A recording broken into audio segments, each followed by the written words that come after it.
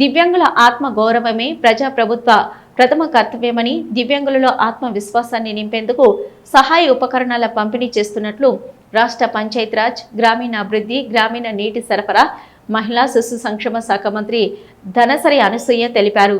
ములుగు జిల్లా ఏటూరు నాగారం మండలం కేంద్రంలోని గిరిజన భవన్లో జిల్లా సంక్షేమ అధికారిని కూచిన శిరీష అధ్యక్షతన దివ్యాంగులకు వివిధ రకాల సహాయ ఉపకరణాలు అందించే కార్యక్రమం నిర్వహించారు.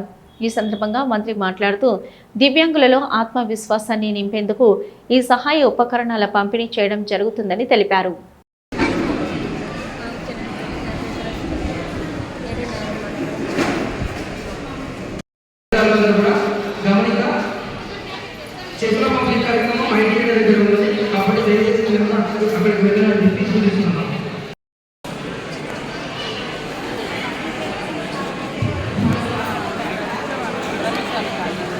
ఎంత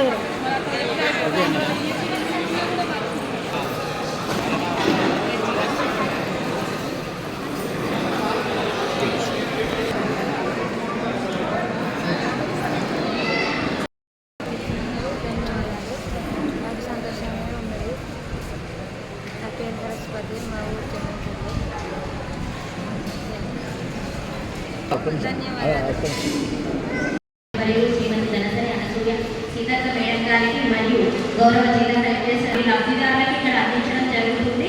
ఈ కార్యక్రమము సుమారు 20 లక్షల రూపాయల మీద చేసే వస్తువులను మనం అందించడం జరుగుతుంది.